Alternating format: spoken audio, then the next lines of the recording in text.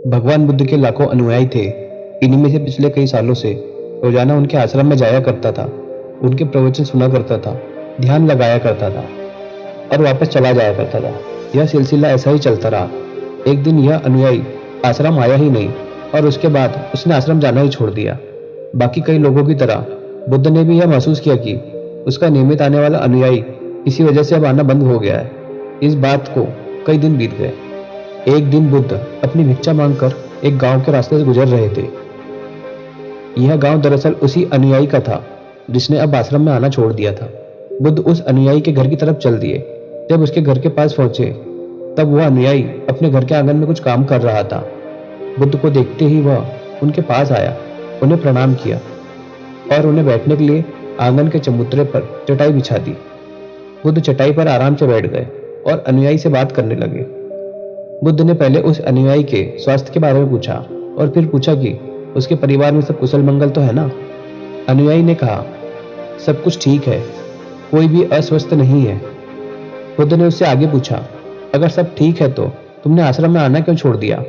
अब अनुयायी ने थोड़ा शर्मिंदा होते हुए कहा, गुरुजी, मैं क्या करता, मेरे पास पहनने के लिए सिर्फ एक ही जोड़ी कपड़ा है और वह भी अब जगह जगह से फट चुका है, उसमें कई जगह छेद हो गए हैं। अब आप ही बताइए, ऐसी हालत में मैं इतने सारे लोगों के सामने कैसे आता।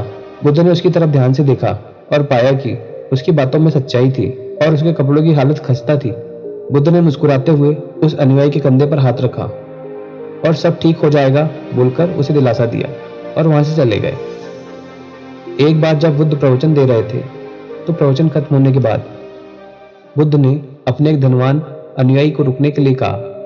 बुद्ध ने उससे कहा कि उनके गरीब अनुयायी को 2 जोड़ी कपड़े भिजवा दे। श्रीमंत अनुयायी ने उनको वचन दिया कि वह अगले दिन जैसा उन्होंने कहा है वैसा ही करेगा। अगले दिन अपने वचन के मुताबिक श्रीमंत अनुयायी ने अपने नौकर के हाथों न सिर्फ उस गरीब अनुयायी के लिए बल्कि उसके पूरे परिवार के लिए 2 जोड़ी कपड़े भिजवा दिए। नए कपड़े पाकर गरीब अनुयायी और उसका परिवार बहुत खुश हो गया। अगले दिन से बुद्ध ने देखा कि वह अनुयायी फिर से आश्रम में आने लगा। बुद्ध ने उससे पूछा कि अब तुम्हें कोई परेशानी तो नहीं, अगर हो तो बताओ। अनुयायी ने कहा, अब मुझे कोई तकलीफ नहीं, बस कपड़ों की थी जो आपने हल कर दी, अब मैं बहुत खुश हूँ। बुद्ध ने अनुयायी से पूछा, अच्छा बताओ, तुमने पुराने कपड़ों का क्या किया। अनुयायी ने कहा, हमारे ओढ़ने के कपड़े ओढ़ने लायक नहीं बचे थे, इसलिए मैंने अपने पुराने कपड़ों की जगह उनको इस्तेमाल करना शुरू कर दिया है। बुद्ध ने फिर पूछा, तुमने अपने ओढ़ने वाले कपड़ों का क्या किया। मैंने उन्हें पर्दों की जगह इस्तेमाल करना शुरू कर दिया।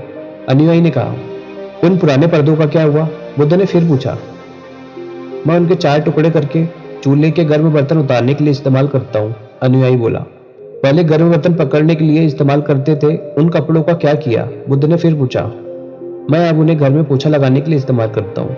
अनुयायी ने कहा, पुराने पोछे का क्या किया, वह भी बता दो। बुद्ध ने अगला सवाल पूछा।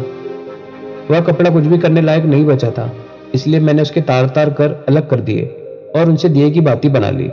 इन्हीं बातियों में से एक बाती आज इस आश्रम में मैंने जलाई है, उसी की रोशनी में हम बैठे। भगवान बुद्ध अनुयायी के जवाबों से बहुत खुश हुए। उन्हें इस बात का काफी संतोष हुआ कि उनका अनुयायी किसी भी वस्तु को अच्छी तरह से इस्तेमाल करता है और हर वस्तु की कद्र करता है। दोस्तों, इस कहानी को उन लोगों तक जरूर पहुंचाएं जो आसानी से मिलने वाली वस्तुओं की कद्र नहीं करते और जरूरत से ज्यादा लेते हैं और फिर बिना इस्तेमाल करे ही वेस्ट करते हैं या फेंक देते हैं।